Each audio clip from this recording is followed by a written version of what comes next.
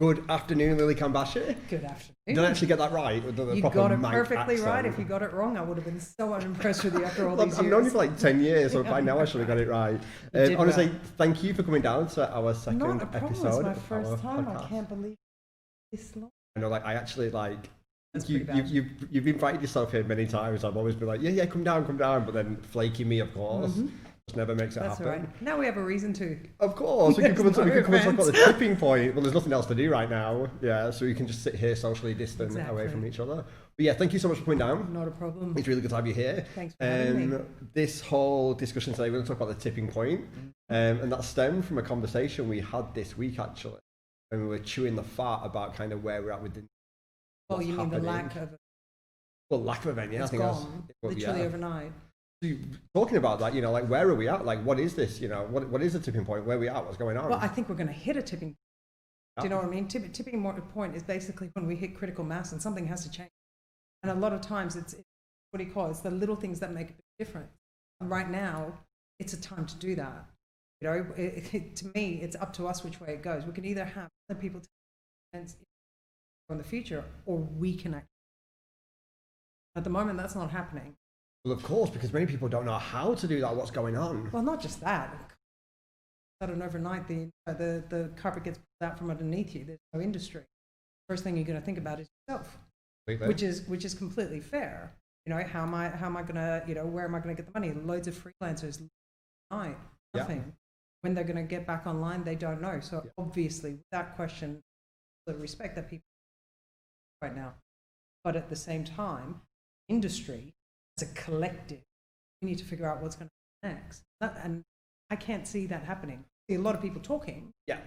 Well, I was going to say that's one of the biggest frustrations that I've been having lately is that, you know, we're all talking. Yeah, I've seen. We're all, yeah, sorry. I have to apologise sometimes. Sometimes like keyboard warrior at 3 o'clock in the morning. Yeah, but it shows you care. Yeah, but like you were just saying, like, there's a lot of talking things happening behind the scenes, and I don't know if, you know, it's the lack of clarity, the lack of direction, the lack of visibility. But, you know, has anyone been through COVID before? Well, that's it.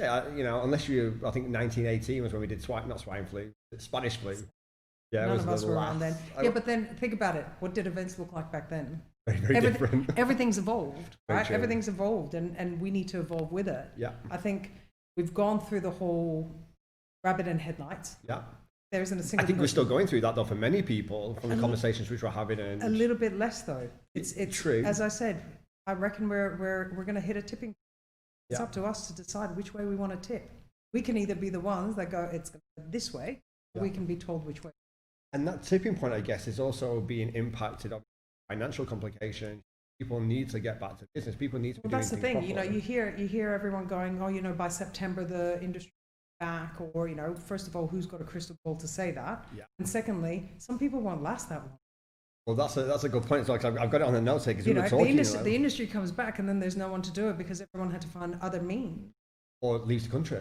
Leave the country, but sadly, that's happening a lot. Yeah. And it's like, well, I was just saying, are you hearing that? Are you seeing that a lot at the moment? 100%. You know, those pressures and people. Honestly, it's heartbreaking. But then, if you don't have any other options, like no one's leaving because they want to. No one's stopping working in events because they want to. It's just where we are. We're one of those industries that literally overnight just disappear. I saw a report yesterday, and it came out of Abu Dhabi, and they highlighted all the different industries and sectors which have been impacted because of the coronavirus. And literally, the events and entertainment industry was one across all of the board, which was red, negative. It was like destroyed, decimated. Overnight. But the crazy thing is, it's the industry that will always come time. Like I remember when I first started in the industry, it was the time where September. I got more focus in the industry. I moved sort of into working with convention bureaus. So we existed on winning business for meetings, conferences, incentives. And all of a sudden, September 11, no one wanted to fly. Everyone was too scared to fly. I was like, I remember speaking to a mentor. I'm going, it's going to be nothing but virtual. It's going to be phone calls and Zoom didn't. Everyone doing stuff on MySpace. I don't even know if MySpace was there then. And I remember him just turning around to me and saying, listen, for the time being, there is fear. There's psychology involved in it. You know, and back then social media didn't exist. Now we've got an added pressure. You know, COVID could disappear, but people might still have the fear. That's the psychological fear. It's because you've been bombarded with this message for a very long time that, you know, if you step outside your house, you know, you essentially die. Well, it's not that. It's the misinformation. Like it's mass communication. That's marketing comms background. I worry more about that. Yeah. Everything could be fine. The country is doing an amazing job in protecting, finding the right thing best they can, because everyone, you can only, this again, no one's been through this. And every country, every place goes through this differently, different demographic, and then you look at social media and one's saying, oh, but they're doing it better and they're doing it better, or this one's not doing it right, or that one's not. How do you know? Yeah. Something you mentioned a second ago, which I just want to quickly pick up on, is like, you know, you were talking about your time in exhibitions and conferences, and they're such vital to any city. But it came back. Okay. You know what I mean? And as I said, my mentor just, really, it's going to. Yeah. It'll take some time. Trust needs to come back there, but we have to stand strong. We have to keep going. Yeah. You know, and that's exactly what we did. And as a convention bureau, we had the conversations because, you know, convention bureau sort of sit further at the top where we win the business for the city. And by winning the business by the city, it helps everyone else or everyone that feeds into the industry. So agencies, suppliers, DMCs, PCOs, entertainment hubs, everyone. Venues, restaurants, everything fed into it. Everyone was looking for a solution. So we had to stand strong and we had to have the conversation. So we needed to find, not wait for someone to give us the solution. That's what I think. So that goes back to a point again, I think I mentioned it earlier, or, you know, we've definitely had that conversation is, you know, as an industry, you know, events have always been the type of people which find solutions to problems. Well, nail a brief. Yeah, of course. You know, half the time you get a brief and it's like, oh, this is a problem. How do we fix it? Exactly. Yeah. So this is just another brief. A very good way of looking at it. You know, the only difference now is we've got to do it together. Yeah. Can't do it separately. You know? More than anyone, the event industry knows, you deliver as a team. You know, how strong a team is. You don't deliver on your own. I've worked agency side, I've worked client side, I've worked organizer side, and I will always say you're only. We've got to get what agency, get what supplier we work, get that you're working for a venue or this. We're all in it together. So right now, we have a brief. We need to write our own brief. Well, I think, like you said, you know, it's something which I've written at the top of here as we were talking earlier. It's about taking back control. Yeah. You know, unfortunately, we got given a situation which we couldn't control, which is like any problem which counts on that's an every event. brief you get. Exactly. But the thing is, right now, everyone's sorry to cut you off, but we've got the technical spec. So I know you guys are doing great work with understanding what the safety requirements are. We've got that. That's only half the brief. The key part of the brief is creative. You know, as a client, when I get a proposal in, what do I look at? I look at three main areas. One, I look at the budget, and what the price point, obviously. Yeah. Then you look at the production. How are you going to deliver? Who's going to deliver? Can they deliver? And I also look at all three of them, not separate. Yeah. So right now, you hear all the things about, oh, you know, it's got to be 2 meters apart. You've got to wear masks, and you've got to, you know, hand sanitizer and 30%. Can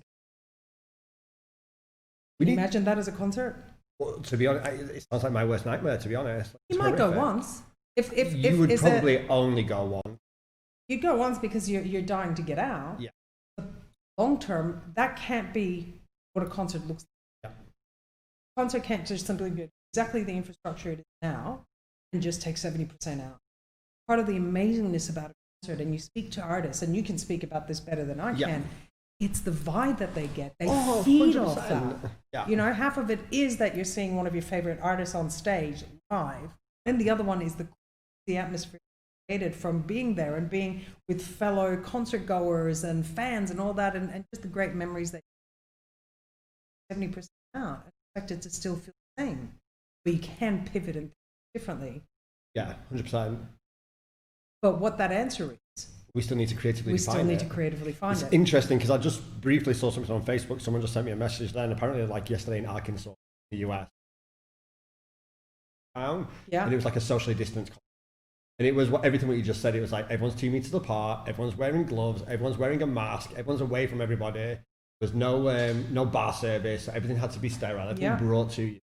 And I just think it just takes away from everything which the experience that you go to. And I saw yesterday about a group, they're looking at doing a drive exactly the same by all the right safety procedures, but being.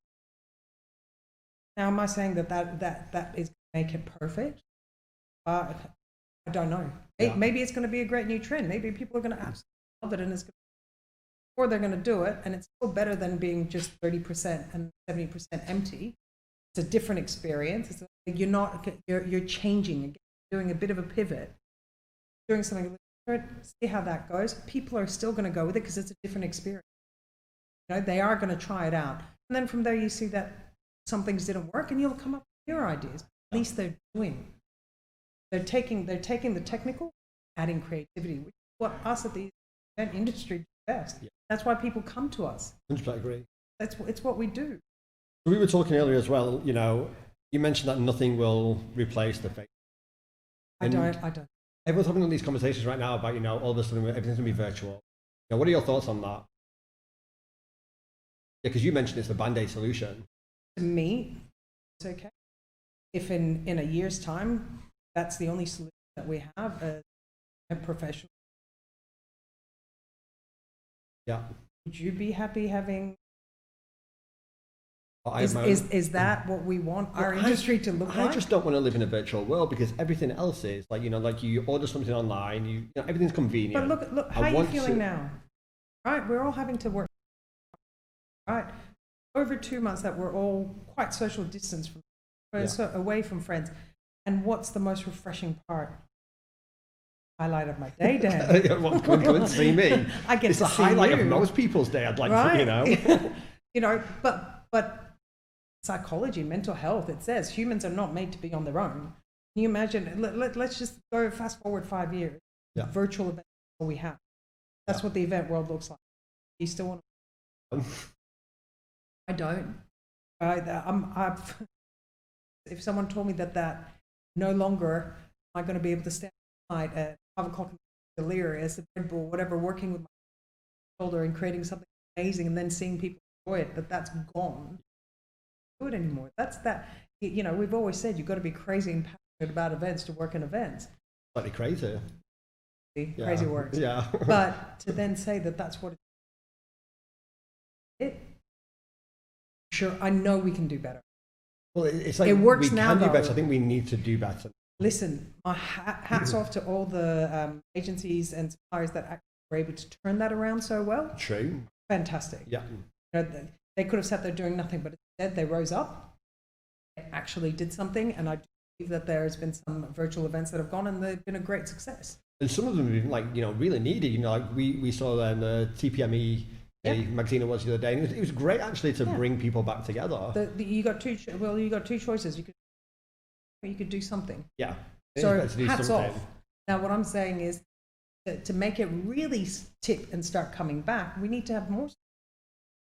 So you write the brief, get people to get involved. Well, we're going to talk about that in a second, Yeah. actually, because it's a nice call to action. And, yeah. You know, but you know, everybody's crystal balling right now. So how do you see things tipping over the next few months? Do you have like an opinion on? That's just hard. It is harsh, but like, you know, like where do you think this is going? Because it's just always interesting to get people's feedback. Because, you know, depending on who you speak to, they have a very different perspective. I honestly think unless we take control and start stepping up solution ourselves, creative solutions. Because they're doing, again, if you're asking clients to step up, have the courage to do an event, any real solution, why would they? They will go the safe route. They will go the virtual, or they will go, you know, more digital and online and all of that, unless someone comes up and goes, I've got a great solution here to all of this. So, you know, look at exhibitions. Go into a hall, it's a big hall. People custom build, or they do shell scheme, and it's there, and on. It's not much of an exhibition. Why would they do it? Well, exactly. And why would clients exhibit? If they're going to have to pay the same amount, build an exhibition stand, build an exhibition. Same. Let's face it, exhibitions sometimes can be quite sterile, kind of, I don't want to say two-dimensional, but they're just, you know, it's a very similar format. Well, it's a means to an end.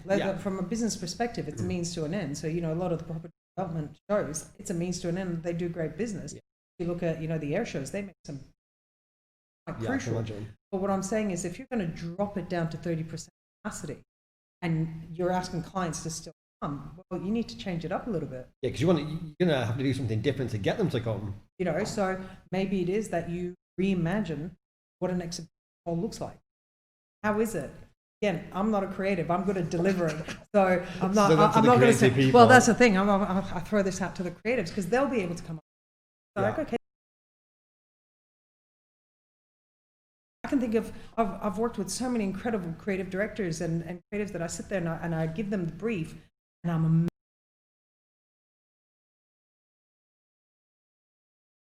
Wow, amazing. And what I'm saying is, they're the ones who are going to be able to help here. But they can't do it without us who know how to deliver. Of course. And then none of that's going to work unless we're able to step up and put it forward somewhere. Yeah. So we create these solutions. Okay, what are exhibitions reimagined? If we want, Reed to keep doing exhibitions, well, let's go to them with, well, this is working out and how it will financially make sense. 30% doesn't financially make sense for any client. It's really interesting now as well, because everyone talks about it's creating the brief, we're redefining how we do it, but often we wait to be told from a client perspective, this is what I want. But how many times do you rewrite the client? Well, pretty much all the time, or it definitely evolves into a much more. So it's not something that we're foreign to. Very true. And why do we rewrite a client? Because the client will go from their position, look at it from their brand guidelines, they look at it from their brand, they look at it from their angle and their sector. They're not creative. They're not agencies, so they'll write the brief the best that they can, and then they hand it to you, to the experts, to the creative experts. If clients could do it, they wouldn't need agents. 100%. They will create whatever they want.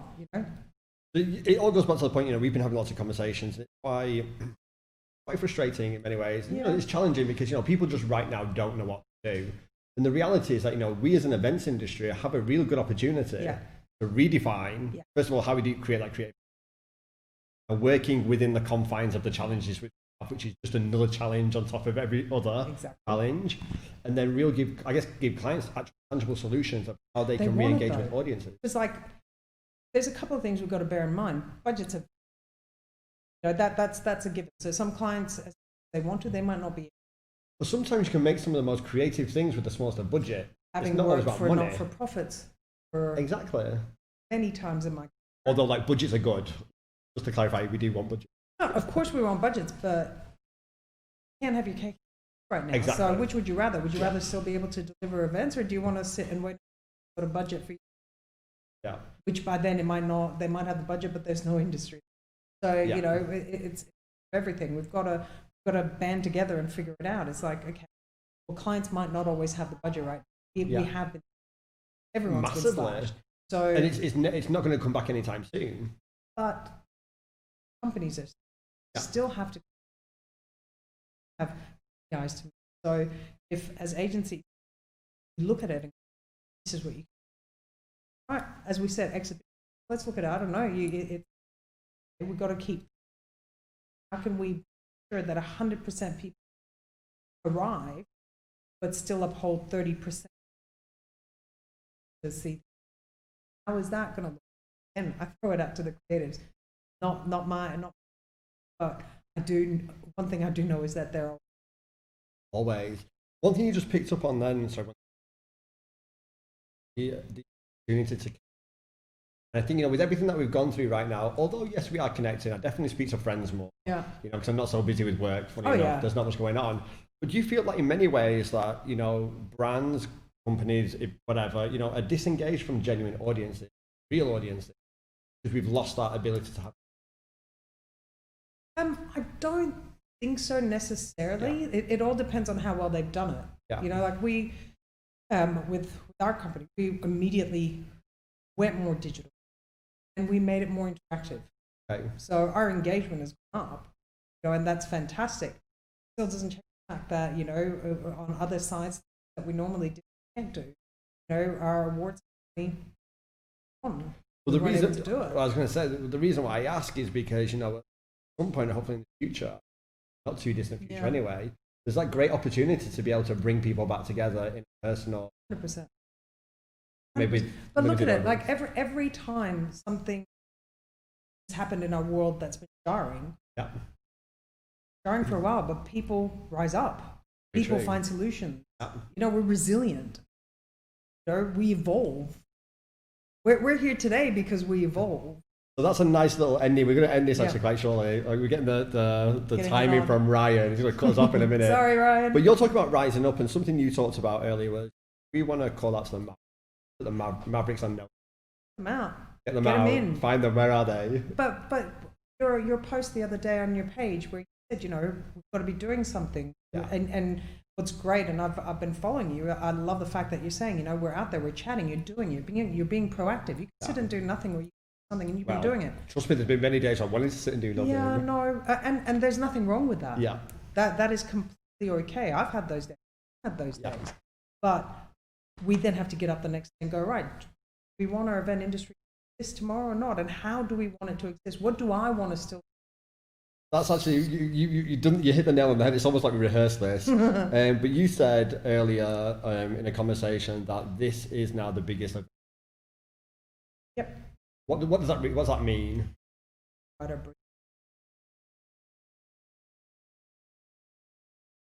then because if we don't, then the industry is definitely. Well, we don't. Well, or it defines itself, or it doesn't define itself. It could, and there's so many possibilities how it could go, or we could hide it. Okay. You know. Lily, thank you so much for joining us. Not a problem. So we're going to put some details on our social media over the next few days and stuff. I think you put it on your website. We put it out there. Lots of people have said that they're interested in being involved and are ready to help. And put it on the website. Put it on your website. Get people registered interest. Write a brief. All the health and safety stuff is obviously very important. Yep. We're working on that, but we do need to evolve this conversation further now to be like, how do we do that creatively and start giving value to clients? Of creatives out. People want to do stuff. Like, you know, we're a little bit. We're about to get tipped over the edge. Let's all admit it. We always like delivering the events we want to deliver. We just let clients that it was the event that they wanted us to deliver, right? Very true, very true. Lily, thank you so much. Pleasure. We're looking forward to many more of these. Yes. So we will definitely be getting you back on our sofa. We'll be back on our sofa. Hopefully by next week. Guys, thank you so much. Check us out on social, and we'll see you soon. Bye.